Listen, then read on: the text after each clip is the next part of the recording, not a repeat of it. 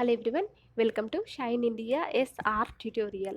Friends, మనం ఇప్పుడు science and technology దీనిలో టాప్ 50 క్వశ్చన్స్కి సంబంధించిన మోడల్ పేపర్ని చూద్దాం. దీనిలో ఫస్ట్ క్వశ్చన్: భారత ప్రభుత్వం దేశ జీడిపిలో 2% నిధులను శాస్త్ర సాంకేతిక రంగాల అభివృద్ధికి కేటాయించాలని పేర్కొంటున్న జాతీయ సైన్స్ విధానం. ఆన్సర్ ఆప్షన్ 1 2003 సంవత్సరం. 2003. నెక్స్ట్ వన్: ఇస్రోను 1969లో ఏర్పాటు చేయగా భారత అంతరిక్ష సంఘం అంతరిక్ష విభాగాన్ని ఎప్పుడు ఏర్పాటు చేశారు? భారత అంతరిక్ష సంఘం అంతరిక్ష విభాగాన్ని ఎప్పుడు ఏర్పాటు చేశారు? ఆన్సర్ 1972లో. నెక్స్ట్: శాస్త్ర సాంకేతిక రంగాలలో కృషి చేసిన వారికి భారత ప్రభుత్వం శాంతి స్వరూప్ భట్నాగర్ అవార్డును ప్రదానం చేస్తుంది. ఏ సంస్థను ఏర్పాటులో ఏ సంస్థ యొక్క ఏర్పాటులో శాంతి స్వరూప్ భట్నాగర్ ప్రముఖ పాత్ర పోషించారు? ఆన్సర్ ఆప్షన్ 2 CSIR సంస్థను ఈ సంస్థ ఏర్పాటులో. నెక్స్ట్ వన్: శాంతియుత ప్రయోజనాలకు అణుశక్తిని అభివృద్ధి చేయడం, భద్రతతో కూడిన లాభదాయక వనరుగా ఉండేటటువంటి అణుశక్తిని ఉత్పత్తి చేయడం అనే లక్ష్యంతో భారత అణుశక్తి సంఘాన్ని ఎప్పుడు ఏర్పాటు చేశారు? ఆన్సర్ 1948లో. నెక్స్ట్ వన్: సిఎస్ఐఆర్ విడుదల చేసే మాసపత్రిక ఏంటంటే సైన్స్ రిపోర్టర్. నెక్స్ట్: సిఎస్ఐఆర్ ప్రస్తుత డైరెక్టర్ జనరల్ ఎవరు? Answer option 1 Shekhar C Mande. Next one: the book of Indian birds అనే గ్రంథాన్ని రాసిన బర్డ్ మ్యాన్ ఆఫ్ ది ఇండియాగా పిలువబడే శాస్త్రవేత్త ఎవరు? Answer option 2 Salim Ali. Next one: భారత రిమోట్ సెన్సింగ్ పితామహుడు అని ఎవరిని పిలుస్తారు? Answer PR Pisharoty. Next one: దేశ స్థాపిత శక్తి సామర్థ్యంలో సౌరశక్తి వాటాను పెంచే లక్ష్యంతో జాతీయ సౌర మిషన్ను భారత ప్రభుత్వం ఎప్పుడు ప్రారంభించింది?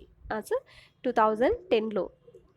నెక్స్ట్ వన్: భారత అంతరిక్ష పరిశోధన సంస్థకు చెందిన స్పేస్ అప్లికేషన్ సెంటర్ అహ్మదాబాద్లో ఉంది. అయితే శాటిలైట్ సెంటర్ అనేది ఎక్కడ నెలకొల్పారు? ఆన్సర్ ఆప్షన్ 3 బెంగళూరులో నెలకొల్పారు.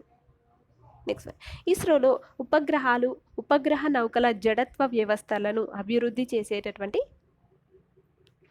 ఇస్రో ఇనర్షియల్ సిస్టమ్ యూనిట్ను ఎక్కడ నెలకొల్పారు? ఆన్సర్ ఆప్షన్ 1 తిరువనంతపురంలో నెలకొల్పారు. నెక్స్ట్: క్లౌడ్ ఫిజిక్స్ వాతావరణంలో కాలుష్య కారకాలు, గాలుల వేగం, అట్మాస్ఫియరిక్ డైనమిక్స్ మొదలైనటువంటి వాటిని అధ్యయనం చేయడానికి నేషనల్ అట్మాస్ఫియరిక్ రీసెర్చ్ ల్యాబొరేటరీని ఎక్కడ ఏర్పాటు చేశారు? ఓకే, నేషనల్ అట్మాస్ఫియరిక్ రీసెర్చ్ ల్యాబొరేటరీని ఎక్కడ ఏర్పాటు చేశారు? ఆన్సర్ ఆప్షన్ 2 గాదంకి, ఆంధ్రప్రదేశ్లోని గాదంకిలో ఏర్పాటు చేశారు. నెక్స్ట్: ప్రపంచంలో అత్యధిక ప్రాముఖ్యం సంతరించుకున్న నావిగేషన్ ఉపగ్రహ వ్యవస్థ అయినటువంటి గ్లోబల్ పొజిషనింగ్ సిస్టమ్ ఇది ఏ దేశానికి చెందినది? ఆన్సర్ ఇది ఆప్షన్ 2 అమెరికా దేశానికి చెందినది. Next one: quasi zenith satellite system అనే పేరుతో నావిగేషన్ వ్యవస్థను నెలకొల్పుతున్న దేశం ఏమిటి? ఆన్సర్ ఆప్షన్ 1 జపాన్ దేశం. నెక్స్ట్: నావిగేషన్ ఉపగ్రహ వ్యవస్థ అయినటువంటి బిడోయిను అభివృద్ధి చేసిన దేశం ఏమిటి?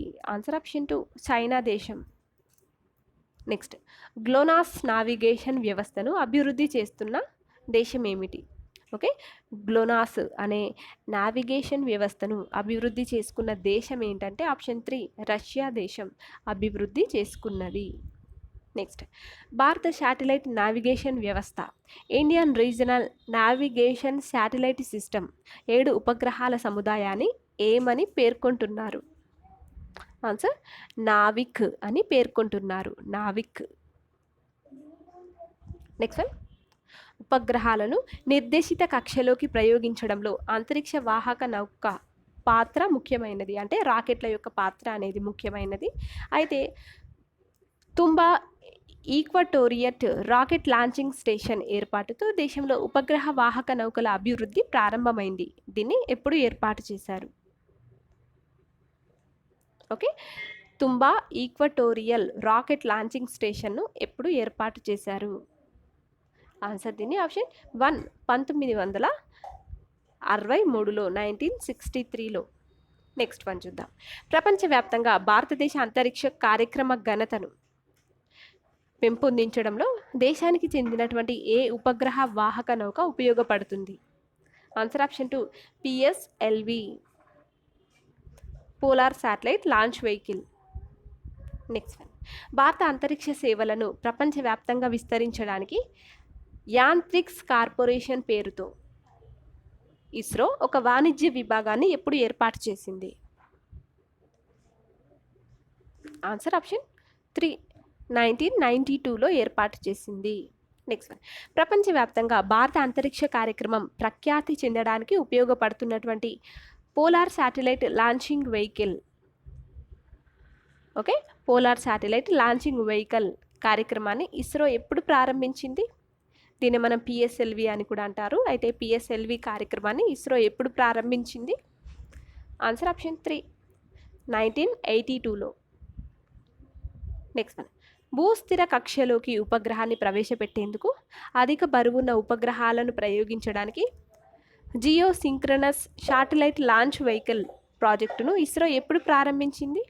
ఆన్సర్ 1990లో, 1990లో. Next. Rocket man of India అని ఎవరిని పిలుస్తారు? రాకెట్ మ్యాన్ ఆఫ్ ఇండియా అని ఎవరిని పిలుస్తారు? Answer option 4 doctor K Sivan వీరిని పిలుస్తారు. Next. Rocket women of India, rocket women of India అని ఎవరిని పిలుస్తారు? ఆన్సర్ ఆప్షన్ 4 రీతు ఖరిదల్, రీతు ఖరిదల్ను పిలుస్తారు. Next one. Missile man of ఇండియాగా డాక్టర్ ఏపీజే అబ్దుల్ కలాంను, మిసైల్ ఉమెన్ ఆఫ్ ఇండియాగా టెస్సీ థామస్ను పిలుస్తారు. అయితే ఇటీవల జూనియర్ కలాం అని ఎవరిని పిలుస్తున్నారు? అంటే ఆన్సర్ డాక్టర్ రాజాచారిని పిలుస్తున్నారు.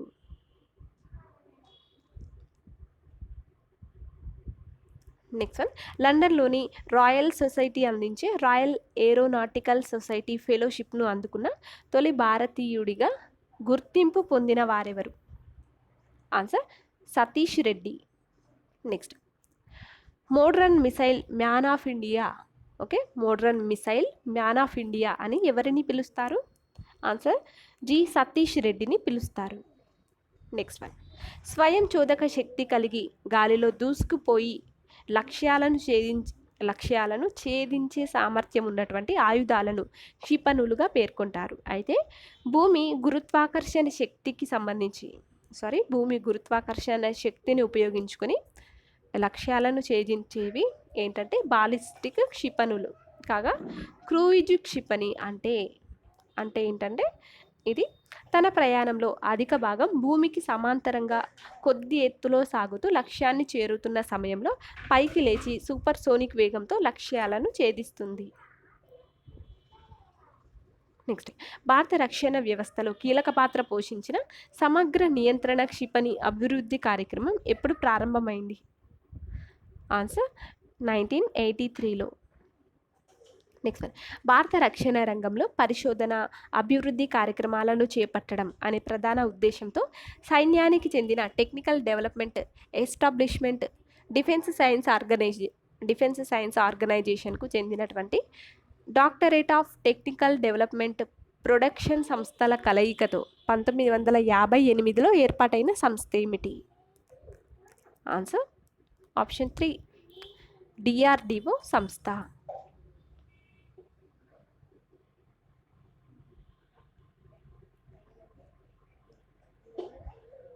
Next one.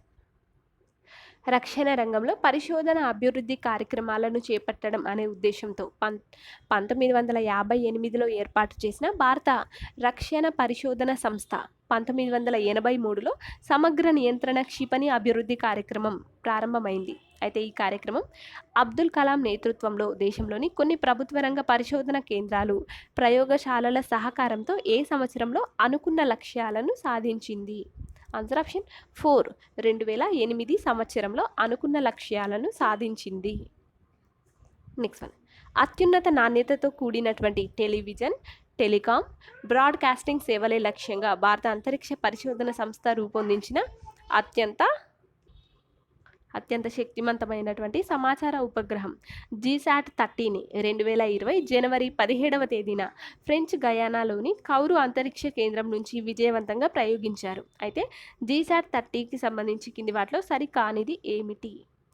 వీటిలో సరికానటువంటిది ఏంటంటే ఇది 2020లో భారత అంతరిక్ష పరిశోధన సంస్థ ప్రయోగించిన రెండో ఉపగ్రహం జీశాట్ 30 అనేది సరికాదు. సరి అయినటువంటివి ఏంటంటే జీశాట్ 30 ఉపగ్రహంలో 12KU బ్యాండ్ ట్రాన్స్పాండర్లను పొందుపరిచారు. అదేవిధంగా జీశాట్ 30 ఉపగ్రహం దీని యొక్క జీవిత కాలం వచ్చేసి 15 సంవత్సరాలు. ఇన్సాట్ 4A ఉపగ్రహం జీవిత కాలం ముగుస్తున్నటువంటి సమయంలో దాని స్థానంలో జీశాట్ 30ని ప్రవేశపెట్టారు. దీని ఆన్సర్ ఇవన్నీ సరి అయినటువంటివే. సరికానిది ఓన్లీ ఆప్షన్ 1 మాత్రమే, కాబట్టి దీని ఆన్సర్ ఆప్షన్ 1. నెక్స్ట్ వన్,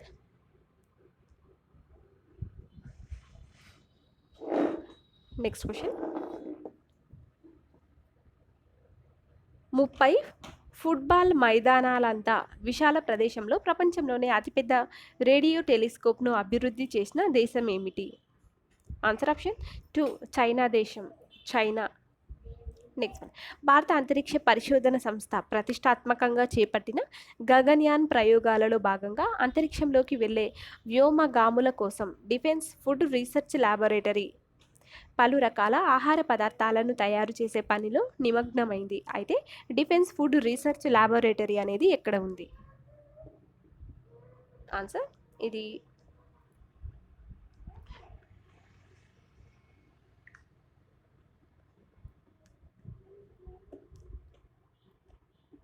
మైసూర్లో ఉంది.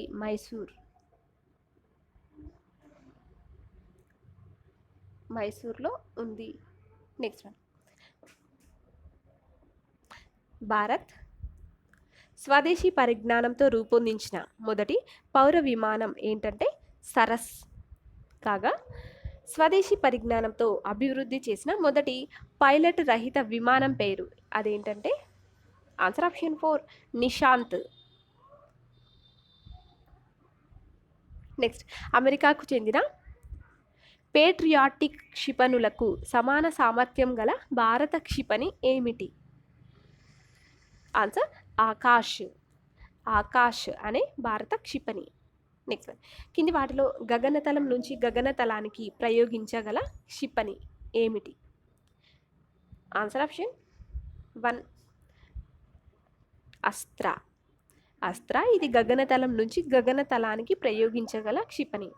నెక్స్ట్ వన్, ఉపరితలం నుంచి గగనతలంలోకి లక్ష్యాలను ఛేదించగల స్వల్ప శ్రేణి క్షిపణి త్రిశూల్ పరిధి ఎన్ని కిలోమీటర్లు?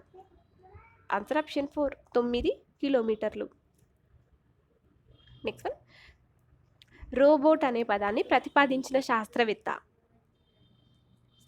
క్యారెల్ క్యాపిక్. కాగా రోబోటిక్స్ అనే పదాన్ని ప్రతిపాదించిన శాస్త్రవేత్త ఎవరు? రోబోటిక్స్ అనే పదాన్ని ప్రతిపాదించిన శాస్త్రవేత్త వారెవరంటే ఆప్షన్ 1 ఇసాక్ అసిమోవ్. నెక్స్ట్, ఖగోళ శాస్త్ర పరిశోధన, గ్రహ వ్యవస్థల సైద్ధాంతిక భౌతిక శాస్త్ర అధ్యయనం గురించి ఏ నగరంలో ఫిజికల్ రీసెర్చ్ ల్యాబ్ను ఏర్పాటు చేశారు? అది ఏ నగరంలో? ఆన్సర్ ఆప్షన్ 3 అహ్మదాబాద్ నగరంలో. నెక్స్ట్, నగరాలు, ఆయా నగరాలలో నెలకొని ఉన్నటువంటి సంస్థలకు సంబంధించి సరికానటువంటిది ఏమిటి? సరికానటువంటివి ఏంటంటే option 2 ISRO inertial system unit బెంగళూరులో కలదు. సరికాదు ఇది.